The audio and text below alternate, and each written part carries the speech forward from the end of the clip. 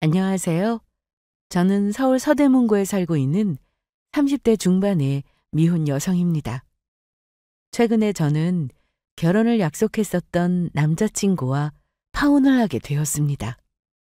파혼의 이유는 미처 알지 못했던 남자친구의 민낯을 보게 되었기 때문이었어요.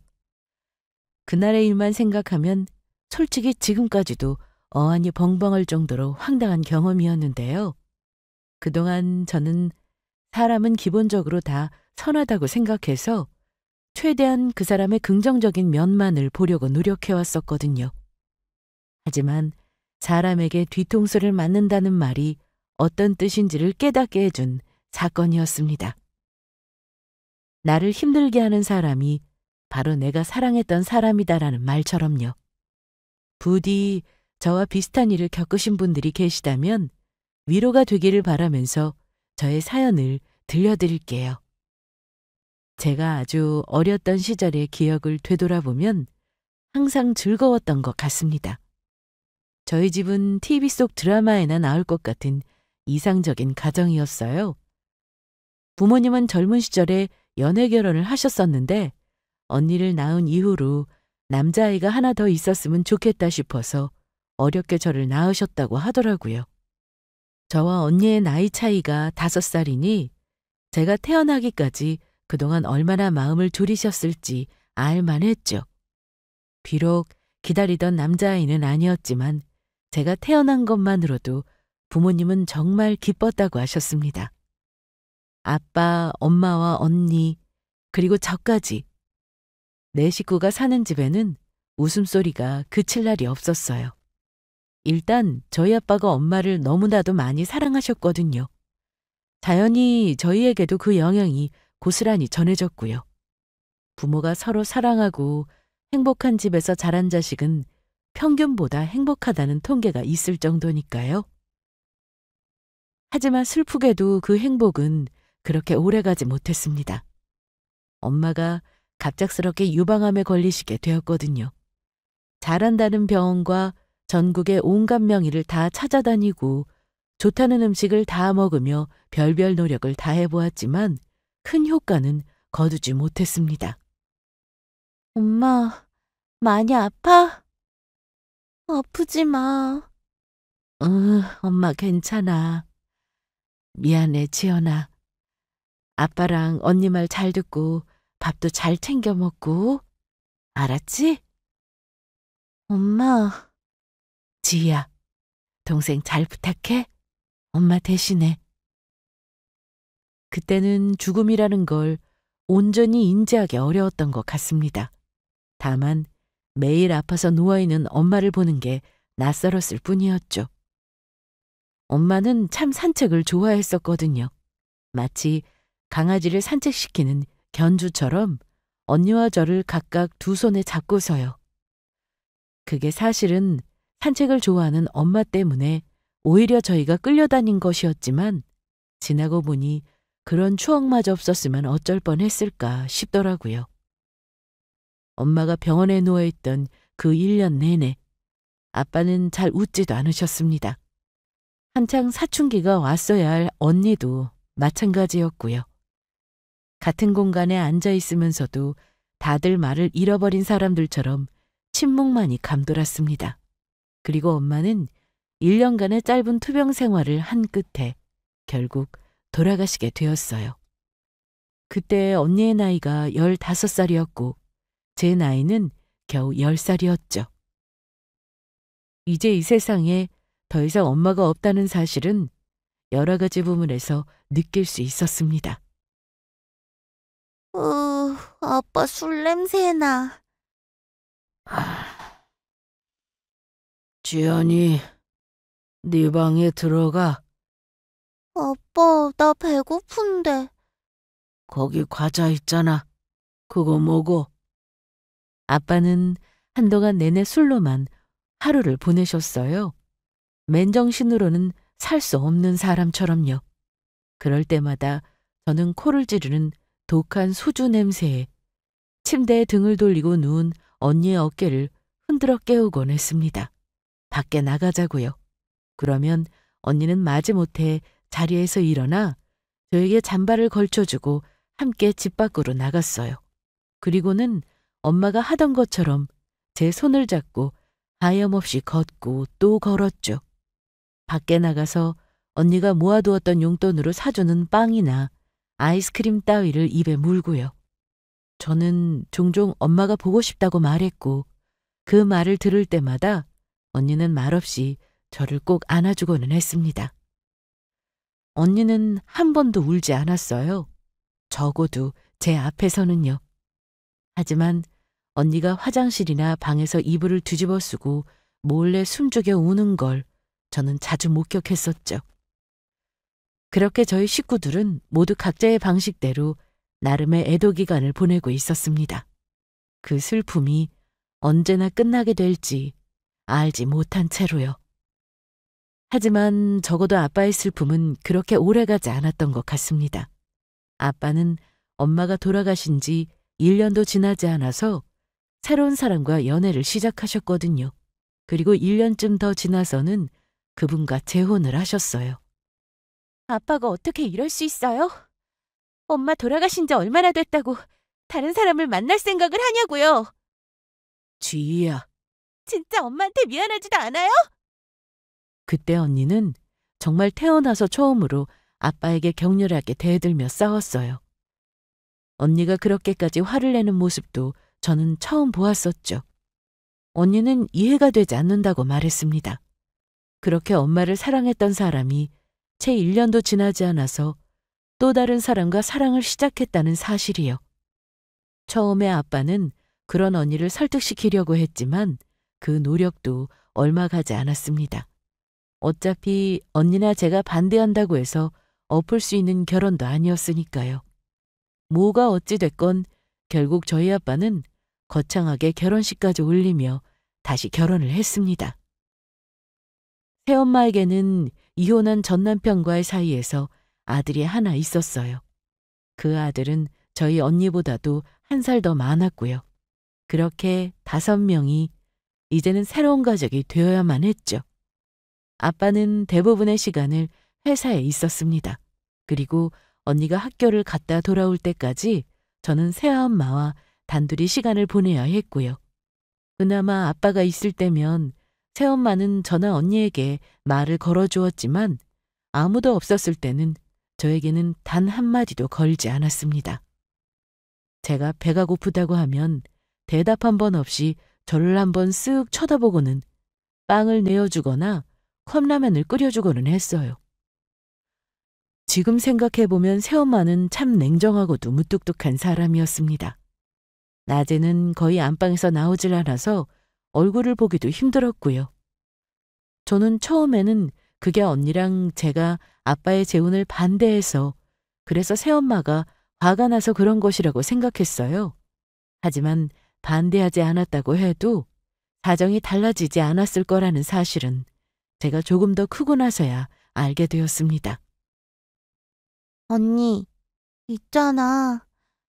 새엄마는 우리를 왜 싫어할까? 그게 왜 궁금해? 나도 싫어하니까 상관없어. 그래서 싫어하나? 우리가 싫다고 해서? 아니면 친엄마가 아니라서 그런가? 왜? 좋아해줬으면 좋겠어? 아니, 그냥 새엄마가 오빠한테는 맨날 웃어주길래 궁금해서. 새엄마가 들어와서 저에게 하는 걸 본 언니는 아예 마음의 문을 닫아버렸습니다. 그리고 저를 꼭 안아주면서 말했죠. 엄마 대신에 언니가 많이 사랑해주겠다고요. 그러니까 그런 걸 부러워하지 말라고요. 저는 언니에게 그게 부러운 감정은 아니라고 말했지만 사실은 그랬던 것 같습니다. 비가 오면 학교 앞에서 우산을 들고 서 있는 친구들의 엄마를 볼 때나 길에서 엄마랑 손을 잡고 다니는 친구들을 볼 때면요. 하지만 그 말을 했더니 언니가 너무 슬퍼하길래 다시는 입 밖에 꺼내지를 않았을 뿐이었죠. 나는 언니만 옆에 있으면 돼. 다른 사람은 필요 없어. 나도 우리 지연이만 있으면 돼. 언니가 너무너무 사랑해. 나도 사랑해. 언니와 저는 그렇게 서로를 의지하면서 살았습니다. 엄마 대신 해주겠다는 그 약속처럼 저희 언니는 제 엄마도 되어주고 세상에 둘도 없는 친구도 되어줬어요. 가끔씩은 제 친구들이 넌 어떻게 그렇게 언니랑 친하냐고 신기해하기도 했습니다. 자기들은 언니랑 한 집에서 매일같이 지지고 볶고 싸우기만 한다면서요. 언니랑 저는 싸울 일이 없었어요. 언니는 제가 하는 말이라면 뭐든지 다 들어주려고 했거든요. 중학교 가서는 사춘기가 와서 하루에도 몇 차례씩 반복되는 제 변덕도 투정도 다 받아줬고요. 그때는 언니도 고작 아르바이트를 해서 용돈이나 버는 대학생일 뿐이었는데 그 돈을 모으기만 하면 저를 위해서 쓰고는 했었죠. 대학생이면 얼마나 갖고 싶은 게 많았겠어요. 사고 싶은 옷도 화장품도 많았을 거고요. 그런데 언니의 우선순위는 언제나 저였습니다. 제가 가지고 싶다는 걸, 먹고 싶다는 걸 다 사주고 나서야 그 다음이 언니 차례였죠. 철없던 저는 대학에 들어가서야 그게 얼마나 어려운 일이었는지를 알겠더라고요. 그때 저희 아빠는 거의 다른 사람이 된 것처럼 저희에게 관심이 없었습니다. 그렇게 단란하고 정이 깊었던 부녀 관계는 이제 남보다도 못한 사이가 되어버렸죠. 아마도 제 인생에 언니가 없었더라면 저는 어떻게 됐을지 상상조차 하기 힘들었어요. 고작 10살밖에 되지 않았던 그 아이는 언니 덕분에 남들처럼 사랑을 배우고 엄마 없이도 밝게 자랄 수가 있었습니다. 제가 언니에게도 그런 존재가 되어주었는지는 잘 모르겠지만요. 그렇게 어느덧 저도 성인이 되었고 대학에 들어가고 또 졸업을 해서 직장인이 되었습니다. 제가 회사에 들어가고 밥벌이를 하게 되고 나서야 비로소 언니는 이제는 조금 마음을 놓아도 될 것 같다며 농담을 하고는 했습니다. 그동안은 저를 볼 때마다 물가에 내놓은 아이처럼 불안하게만 했었다고요. 회사원으로 무사히 사회생활을 시작하고도 또 몇 년이 흘렀고 그 사이에 저에게는 새로운 인연이 찾아왔습니다.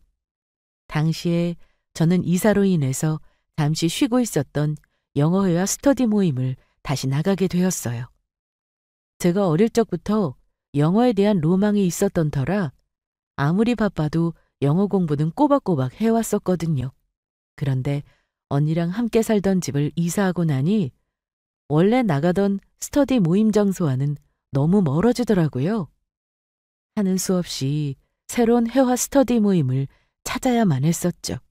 그렇게 처음으로 가게 된 모임의 멤버들은 무척이나 적극적이고 활발한 사람들이었습니다.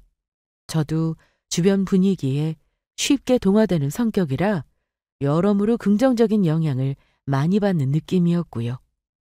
모임에서는 새로 충원된 멤버들의 적응을 돕기 위해서 기존 멤버를 한 명씩 붙여 일종의 멘토 역할을 하도록 했습니다. 저 말고도 새로 들어온 기수의 멤버들 모두가 같았죠.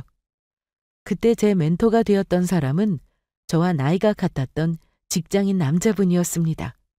서글서글한 인상에 워낙 부침성이 엄청 좋고 말도 잘하던 사람이라 그 많던 사람들 중에서도 제 기억에 남아있던 분이었어요. 제가 얼굴을 잘 기억을 못하는 편인데도 말이에요. 지현 씨, 과제는 매주 일요일 자정마다 카페 게시판에 새로 업로드가 될 거고요. 일일 과제랑 주간 과제가 있으니까 구분해서 답글 달기로 작성해 주시면 돼요. 네, 감사합니다. 다들 열심히 하려고 하시는 분위기라서 너무 좋더라고요. 그렇죠? 저도 사실 회화 스터디를 여러 군데 다녔었는데 여기가 제일 좋아서 정착했어요. 아무래도 회사에서 업무 때문에 계속 영어를 쓰셔야 하는 분들이 많아서 좀 더 절실하달까요? 성우님도 업무 때문에 필요하신 거예요? 네, 저도 회사에서 필요해서요. 아, 그런데 성우님이라고 하니까 너무 거리감 느껴지는데요. 그냥 말씀 편하게 하셔도 돼요. 그러고 보니까 저희 동갑이던데 이참에 편하게 서로 말 놓을까요? 어찌나 친화력이 좋기도 한지. 저희는 그날 모임에서 분명 처음 만났었는데 정신을 차려보니 어느새 서로 말도 트고 별별 이야기를 다 한 사이가 되어 있었더라고요. 벌써 이렇게까지 친해져도 되나 싶을 정도였어요. 회사에서 영업부서에 있다고 들었었는데 그래서인지 대화를 하면서 사람을 불편하지 않게 해주는 능력이 있으신 것 같았습니다. 아무래도 저희가 동갑이어서 조금 더 편하기도 했을 테고요. 어쨌든 새로 생긴 친구 덕분에 저는 새로운 모임에도 금방 적응할 수가 있었습니다. 저보다도 영어를 훨씬 잘해서 제가 도움을 받는 부분도 없지 않아 있었고요. 그렇게 한 달 정도를 모임이 없을 때도 친하게 연락을 하다 보니 저희는 생각보다 깊은 사이가 되어 있었습니다. 처음에는 용건이 있을 때만 연락을 했었는데 나중에는 별 시답잖은 이야기로도 연락을 주고받게 되더라고요. 그렇게 거진 매일을 연락을 주고받으니 연락이 없는 날에는 오히려 왜 연락이 없는지 궁금하기까지 했고요. 너 왜 어제는 연락 안 했어? 나 어제 정신이 너무 없었어. 점심도 못 먹고 일하고 3차까지 회식하고 집에 가자마자 뻗어서 잤거든. 혹시 내 연락 기다린 거야? 뭘 기다리기까지. 너 없으면 과제 물어볼 사람 없어서 생존 확인한 거야. 뭐야? 서운하네. 나는 너 연락 없으면 뭐 하는지 궁금했는데. 농담처럼 하면 농담으로 지나갈 수도 있는 말이었지만 그날은 어쩐지 분위기가 꼭 고백처럼 들리는 말이었어요. 그런데 순간 저도 모르게 이게 고백이었으면 좋겠다 라는 생각을 하고 있더라고요. 그날 집에 돌아가는 길에 깨달았죠. 제가 그 사람을 좋아하고 있다는 것 같다는 사실을요. 그리고 대략 2주쯤 지나서 듣게 된 이야기였지만 사실 그게 고백이었다더라고요. 본인도 엄청 용기를 내서 한 말이었다고요. 그렇게 저희는 연애를 시작하게 되었습니다. 근데 퇴근하고 매번 모임 나오려면 힘들지 않아? 한 번을 안 빠지네? 나만 그런 게 아니라 자기도 안 빠지잖아. 나야 뭐 요즘은 칼퇴근을 하고 있으니까 시간이 많아서 그러지. 거기다 우리 회사 있는 동네에서는 스터디 장소가 가깝잖아. 자기는 그래도 카페에서 거리가 꽤 되던데. 괜찮아. 다른 모임에 나갈 때는 지금보다 더 멀리까지 다녔었어. 그것보다 언니한테 좀 미안하지 뭐. 마감 맡겨두고 매번 나 혼자 나오니까. 3년 전 저는 그동안 다니고 있던 회사를 관두었습니다. 그리고 언니와 함께 카페를 차려서 운영 중이었고요. 원래 언니는 치과에서 치위생사로 일을 하고 있었습니다. 하지만 몇 년 전에 언니가 디스크 수술을 하면서 다니던 직장을 나오게 되었었거든요. 다행히 반년 정도 쉬면서 천천히 회복은 되었지만 다시 치과로 돌아갈 수는 없었습니다. 아무래도 치과 일이 허리를 계속 숙여야 하는 일이다 보니 디스크가 재발할 수 있다고 수술을 했던 병원에서 말리더라고요. 하지만 치과를 나오려니 다른 경력이 없어서 고민하는 언니를 보고 제가 먼저 제안을 했었죠. 언젠가는 돈을 모아 퇴직을 하고 카페를 차리는 게 원래 언니의 꿈이기도 했었거든요. 저도 막연히 그러고 싶다는 생각은 해왔었고요. 계획보다 시기가 조금 더 많이 당겨지기는 했지만 어차피 하게 될 일이었다는 생각을 하니 차라리 잘 됐다 싶더라고요. 그렇게 우여곡절 끝에 차린 카페였습니다. 다행히 언니가 그동안 공부는 많이 했었더라고요. 일하는 틈틈이 바리스타 자격증과 제과 기능사 자격증도 진작에 따두었었고요. 워낙에 커피를 마시는 것도 만드는 것도 좋아하는 사람이라 전국을 돌면서 특색 있다 싶은 카페랑 카페는 다 가보는 게 언니의 거의 유일한 취미 생활이었죠. 그래서인지 카페를 차린 초반에 생각보다 그렇게 많은 시행착오를 겪지 않고 무사히 안착할 수 있었습니다. 거기다 1년쯤 지난 후부터는 언니가 만든 커피 레시피와 디저트가 입소문을 타고 크게 인기를 얻었고요. 덕분에 최근에는 카페를 조금 더 확장할 수 있었죠. 와, 근데 진짜 언니가 대단하시다. 감각이 있으신 것 같아. 그때 가보니까 카페 인테리어도 너무 아기자기하고 예쁘던데? 응, 예쁘지? 우리 언니가 그쪽으론 좀 소질이 있는 것 같아. 인테리어도 나랑 같이 하기는 했는데 솔직히 거의 다 언니 의견대로 한 거야. 소품 같은 것도 다 언니가 직접 고른 거고. 그러니까 나 인터넷에 찾아보니까 자기 카페가 땡땡 동네 맛집의 추천 검색으로 뜨더라고? 그것도 우리 언니 작품이지 뭐. 그날 내가 먹었던 디저트 진짜 맛있었어. 시그니처 커피도 내가 지금까지 마셔본 것 중에 제일 맛있었고, 집에 가서 계속 생각이 나더라니까? 연애를 시작하기 며칠 전쯤, 남자친구는 우연히 저와 언니가 아는 카페에 놀러 온 적이 있었습니다. 마침 퇴근하고 근처를 지나가는 길이라길래 잠깐 들르라고 해서 만나게 된 것이었죠. 별 생각 없이 왔다가 카페를 보고는 깜짝 놀라는 눈치더라고요. 프랜차이즈가 아니고 개인 카페라고 해서 그냥 소소하게 하는 곳인 줄 알았다고 하면서요. 나랑 동갑인데 이 나이에 벌써 사장님이라니 너무 대단하고 멋지다. 아니야, 뭘 또 대단하기까지 해. 말이 사장님인 거지 그냥 자영업자잖아. 가게 알바랑 다를 게 하나도 없다니까. 알바는 주말에 쉬기라도 하지. 나는 주 6일 나가서 일하잖아. 그거야 자기가 일 욕심 있으니까 그런 거고, 주변에 보니까 카페 차리는 사람들이 그렇게 많아도 열에 아홉은 적자라서 문 닫는다던데, 그런 거 보면 진짜 대단한 거지. 엄청 띄워주네.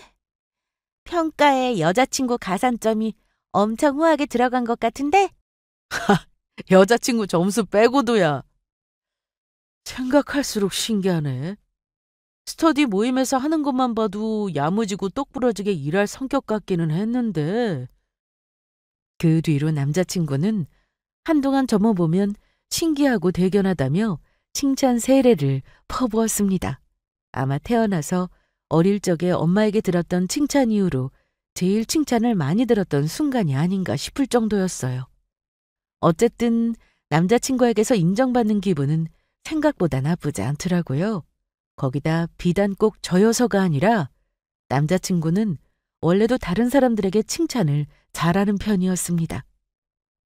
상대방의 장점이나 특기를 보면 있는 그대로 솔직하게 칭찬하는 사람이었죠. 그러면서도 무례하지 않게 말을 잘 갈아서 하는 편이라 상대방이 기분이 상하게 할 말들은 전혀 하지 않았고요. 기본적으로 타인에 대한 배려가 있는 사람이었습니다. 그 배려는 저와 연애를 하는 대부분의 시간 동안 여러 가지 면에서 느낄 수 있었고요. 데이트를 할 때면 참 저와 잘 맞는다 싶었습니다. 남자친구는 센스도 있고 제 기분도 잘 살피는 편이었거든요. 저희 둘 다 외향적인 성격이라 평소에는 조금 빡센 코스로 실외 데이트를 하고는 했거든요. 하지만 제가 조금이라도 피곤해 보이는 날이면 말하지 않아도 눈치껏 알아서 카페나 영화관처럼 앉아서 쉬었다 갈 수 있는 곳으로 코스를 변경하더라고요. 나 저번에 말했던 곳 가고 싶은데 경주에 그 유명하다는 그 카페. 아, 사진 보여준 곳? 근데 경주까지 운전하려면 자기가 너무 피곤하겠지? 피곤하겠지. 그래도 무조건 가야지. 자기가 가고 싶다는데. 심지어 데이트는 언제나 제 위주였습니다.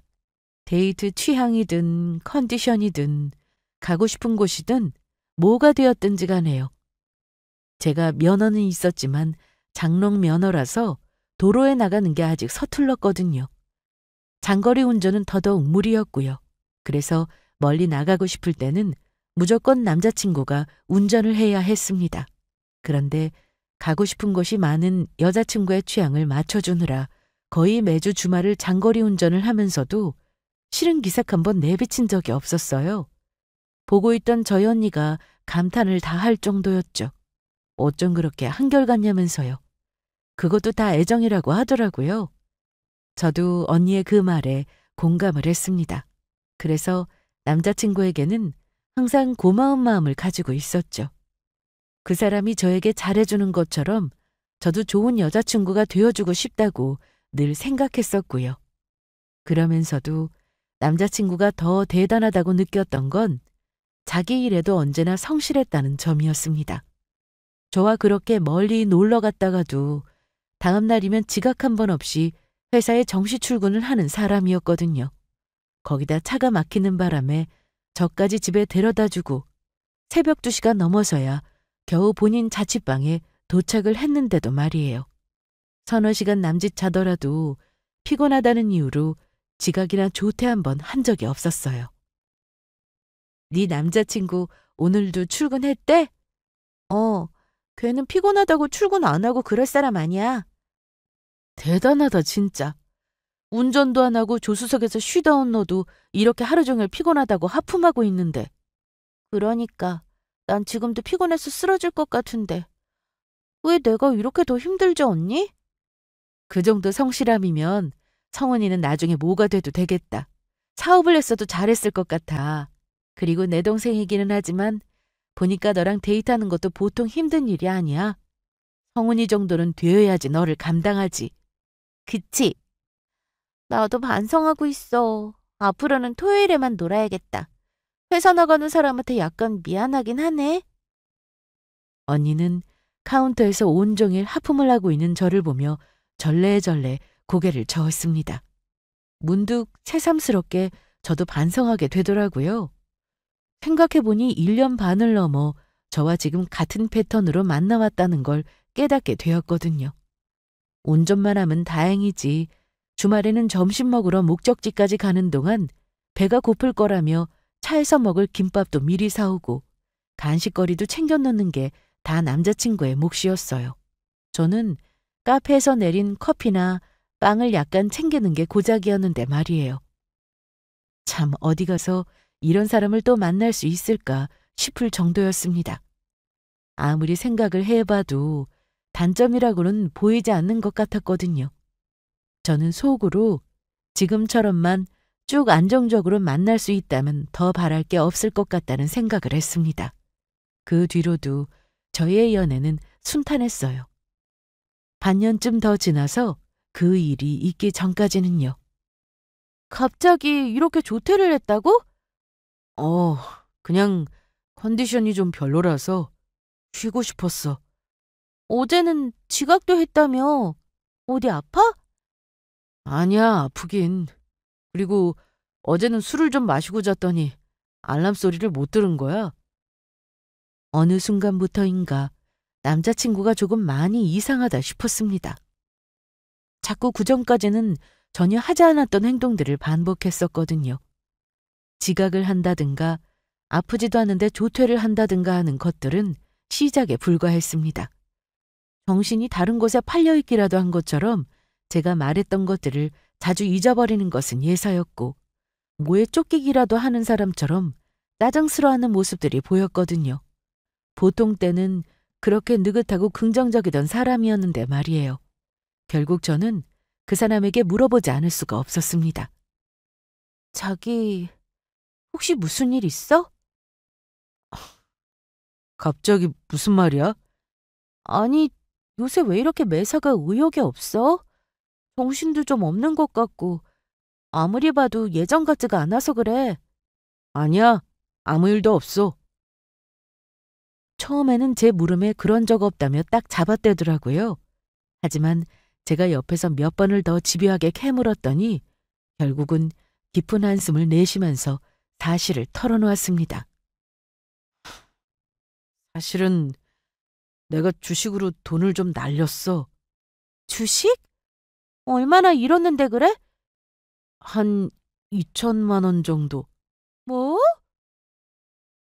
남자친구가 가끔씩 주식을 한다는 건 사실 알고 있었습니다. 저에게도 자주는 아니었지만 요즘 어떤 주식이 좋다더라. 내가 수익이 좋은 편이다. 주식 시작한 뒤로 항상 빨간불이었다 등등의 이야기를 하고는 했었거든요. 요즘 같은 세상에 근로소득만으로는 큰돈 벌기가 힘들다면서요. 저한테도 가르쳐준답시고 본인이 샀던 무슨 주식을 사라 이런 이야기를 한 적이 있었습니다. 그럴 때마다 저는 그냥 웃기만 했죠. 제가 알아서 하겠다고요. 어쨌든 저에게 저런 소리를 할 정도로 자신만만하던 남자친구였는데 글쎄 돈을 저렇게나 많이 잃었었다니 저도 충격이 아닐 수가 없었습니다. 놀란 제 얼굴을 보면서 남자친구는 고개를 떨구었어요. 그리고 그간의 사정을 다 듣고 나니 비로소 이해가 되더라고요. 지금까지 왜 이렇게 안 하던 짓을 했었는지를요. 그 뒤로 저는 한동안 데이트비를 죄다 부담하며 남자친구를 위로해 주었습니다. 하도 의욕이 없어 하길래 기운을 좀 내라며 남자친구가 갖고 싶어 했던 신형 태블릿에 비싼 가방도 선물해 주었고요. 아무 기념일도 아니었는데 말이에요. 저는 기뻐하는 남자친구에게 신신당부했습니다. 주식도 맞는 사람이 다 따로 있는 것 같다며 앞으로는 기운 좀 내고 주식은 자제하는 게 좋을 것 같다고요. 이렇게 한 번쯤 돈을 잃어보는 것도 나쁘지 않은 인생 경험이라고 얘기해 주었죠. 이미 선물에 정신이 팔린 남자친구는 입이 귀에 걸린 상태였습니다. 다시는 주식에는 손을 대지 않겠다며 연신 고개를 끄덕이더라고요. 앞으로는 회사만 열심히 다니겠다고요. 저는 그거면 됐다 싶었습니다. 제가 듣고 싶었던 이야기가 바로 그것이었고요. 그 후로 남자친구는 어느 정도 기운을 차리고 다시 회사를 열심히 나가는 것처럼 보였습니다. 가끔씩 통장 잔고 이야기를 하거나 주변에서 주식으로 큰 돈을 벌었다는 이야기가 나올 때면 저도 모르게 씁쓸한 표정을 짓기는 했지만요. 그로부터 몇 달이 더 지나 또다시 새해가 되었습니다. 남자친구와는 벌써 2년을 넘게 횟수로는 무려 3년을 만나고 있었어요. 저희도 벌써 30대 중반에 접어들었고요. 그리고 올해는 저희에게도 뜻깊은 해가 될 예정이었습니다. 드디어 저희가 올해 결혼 준비를 하기로 약속을 했었거든요. 올해가 지나기 전에는 서로 부부가 될 거라고 생각하니 함께 맞는 새해도 남다르게 느껴지더라고요. 저희의 데이트 패턴도 서서히 바뀌어 갔어요. 그전까지는 서울 근교에 나가 여행이나 드라이브를 하면서 데이트를 하는 게 대부분이었다면 이제는 주변에 먼저 결혼했던 친한 지인들을 만나는 게 일상이 되었죠. 결혼 준비 과정에 대한 상세한 이야기들을 알아보고 싶었거든요.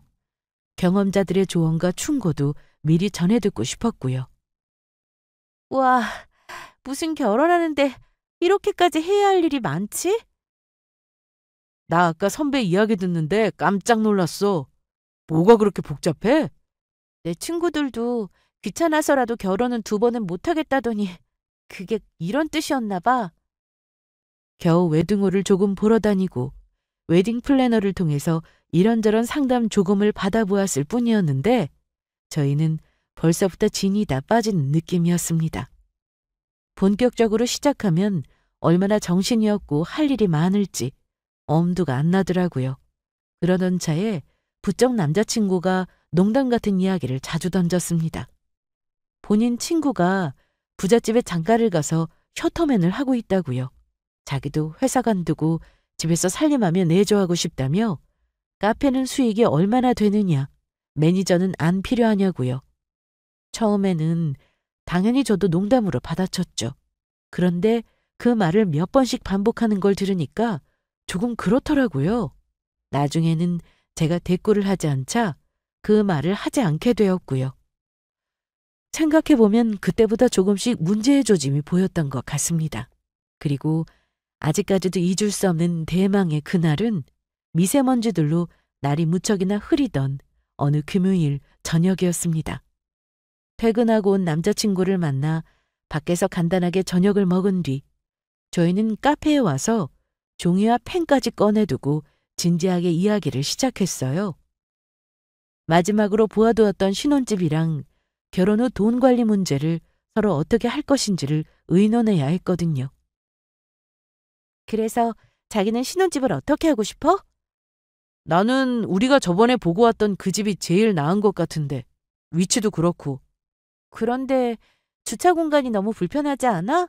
너무 오르막이기도 하고.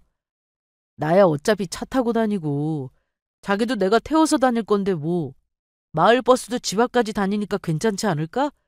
다른 집은 같은 금액대에 비해서 너무 좁아. 그래? 그럼 일단 다음 주까지만 조금 더 알아보고 결정하자. 그리고 돈 관리는 어떻게 하고 싶어? 나는 각자 관리해도 상관없다고 생각하는데. 솔직히 조금 민감할 수 있는 주제라서 저는 그전까지와는 다르게 조심스럽게 말을 꺼냈어요. 저는 솔직히 돈 관리는 각자 하는 게 좋다는 생각이었지만 남자친구의 생각은 조금 달랐습니다. 에이, 각자 관리하는 건 조금 비효율적인 것 같아. 돈 모으려면 한 사람이 맡아서 하는 게 낫지. 그런가? 그래서 누가 했으면 좋겠는데? 솔직히 나는 내가 하고 싶기는 해. 나 잘할 자신 있어. 계산도 잘하잖아. 남자친구가 해도 상관은 없었지만 그러기에는 전에 주식으로 날렸던 돈들이 조금 마음에 걸리더라고요. 하지만 직접적으로 그 이야기를 하면 기분이 상할 것 같아서 대신에 저는 다른 질문을 했습니다. 그럼 일단 서로 돈 모은 것부터 오픈하고 이야기할까? 신혼집 예산 세우려면 어차피 해야 하는 일이기도 하고. 그래. 남자친구는 조금 망설이더니 곧 고개를 끄덕였습니다. 그리고 저희는 종이에 각자 현재 모아둔 예금, 주식, 적금 등의 금액을 써서 펼쳐 보였어요. 그런데 생각보다 남자친구가 모아둔 돈이 너무 없더라고요. 제가 남자친구의 연봉을 알고 있었는데 나이와 연차를 생각하면 어느 정도 모았어야 했다는 예상 금액이 있기 마련이잖아요. 그런데 거기에도 훨씬 못 미치는 금액이었습니다. 말없이 의아한 얼굴이 된 저를 본 남자친구가 먼저 입을 열더라고요. 나 주식으로 2천 날렸잖아. 아니, 그것까지 감안하고도 너무 적은 금액 아니야? 왜 이렇게 돈을 못 모았어? 미안해. 나 사회 초년생일 때 한동안 돈 쓰는 재미에 들려서 월급 받는 대로 거의 다 쓰기만 했었거든. 그래, 어릴 때야 그럴 수 있기는 한데, 근데 자기가 돈 관리하고 싶다며 이래서 할 수 있겠어? 이제는 절대 안 그러지. 내가 나이가 몇인데. 글쎄, 썩 믿어온 답변은 아니긴 했습니다.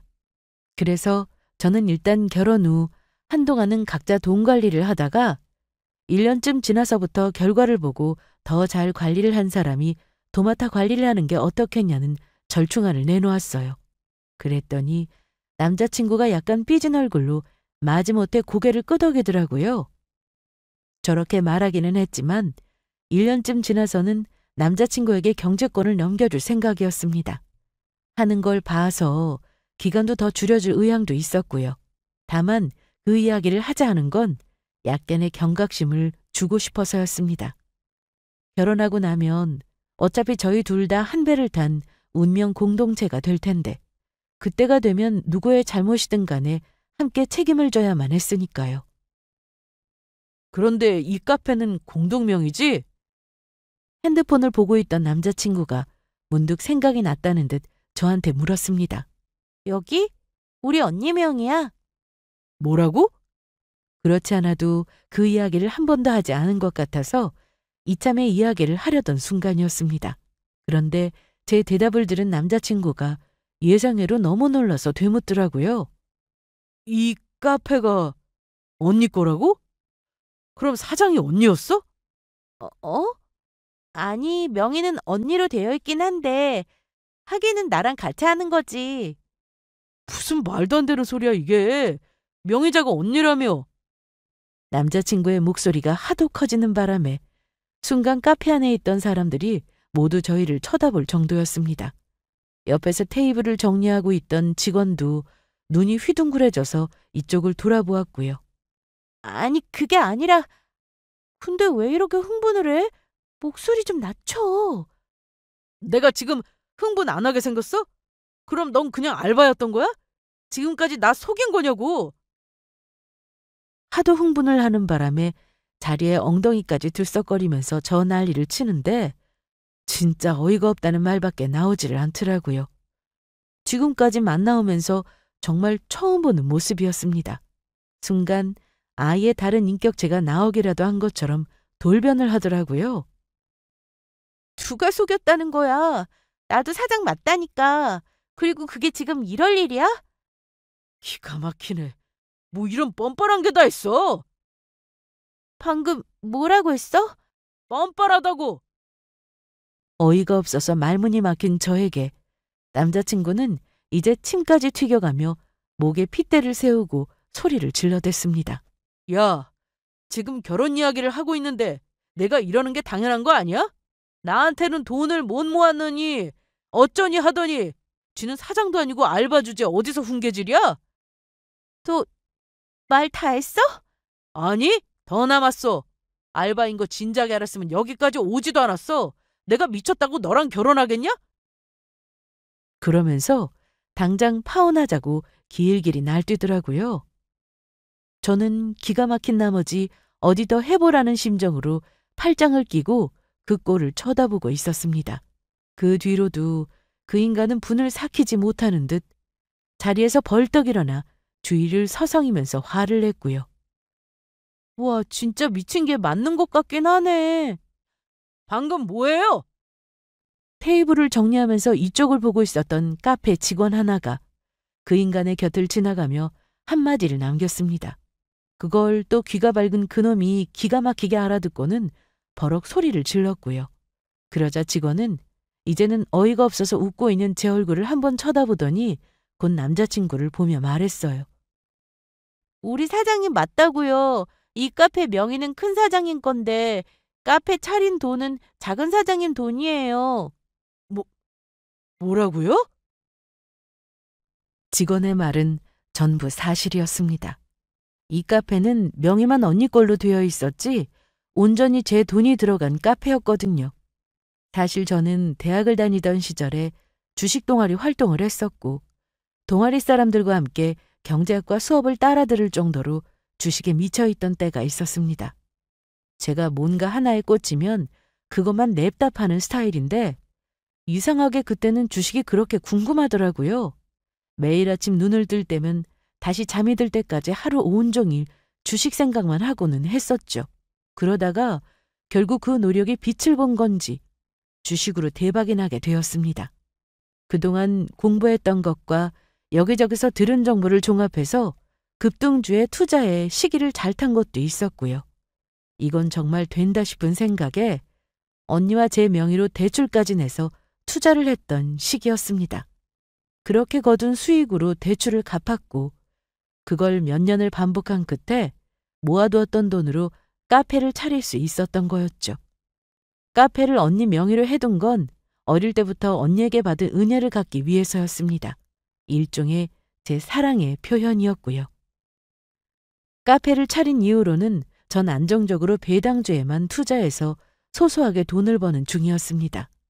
남자친구가 주식을 한다고 했을 때 제가 주식을 한다는 말을 하지 않았던 것도 단지 귀찮아서였고요. 모든 상황을 파악한 그 인간의 얼굴이 사색이 되었습니다.